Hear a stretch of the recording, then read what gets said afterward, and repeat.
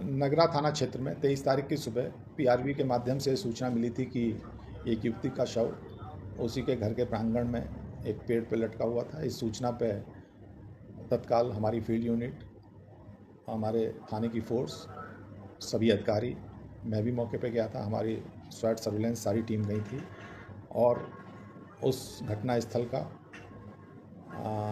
बारीकी से निरीक्षण किया गया था। यद्यपि उस समय उस युवती के परिजन मौके पर मौजूद नहीं थे। देर शाम तक वो वापस आए। उनके द्वारा एक तहरीर दी गई जिस पर तत्काल सुसंगत धाराओं में अभियोग पंजीकृत किया गया था, जिसमें गांव के ही कुछ लोगों पर संदेह व्यक्त किया गया था हत्या करने का। एफआईआर दर्ज होने के बाद इसमें डॉक्टर्स के पैनल से वीडियोग्राफी के साथ इसका पीएम कराया गया था।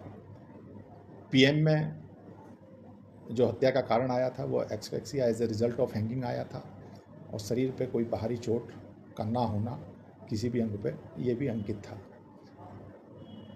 बाद में जब इसमें साक्ष्यों का संकलन किया गया, हमारे जो टेक्निकल इसमें एविडेंसेस है उनका संकलन किया गया, तो जिन लोगों पे संदेह व्यक्त किया गया था उनकी भूमिका अभी तक इसमें बहुत स्पष्ट नहीं है, बल्कि ये पूरा प्रकरण जो घटनास्थल से फ़ोन प्राप्त हुए थे, जिन्हें परिजनों द्वारा बताया गया था कि सामान्य रूप से मृतिका के द्वारा ही उन फ़ोनों को संचालित किया जाता था। उन फ़ोनों की कॉल डिटेल से ऐसा प्रतीत हो रहा था कि वो 2 नंबरों पे बहुत ज़्यादा बात थी। जब उन पे और ज़्यादा डिटेल से और विस्तार से जानकारी की गई तो उनमें से एक नंबर परिजनों द्वारा बताया गया था कि इस युवती की शादी जनपद मऊ में तय कर दी गई थी।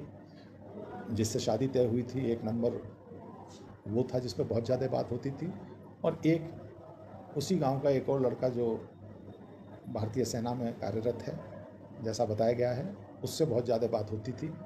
उसमें बहुत सी रिकॉर्डिंग्स प्राप्त हुई। उसके आधार पर अभी तक ऐसा प्रतीत हो रहा है कि ये घटना आत्महत्या की तरफ जो है पूरा अंकित कर रही है।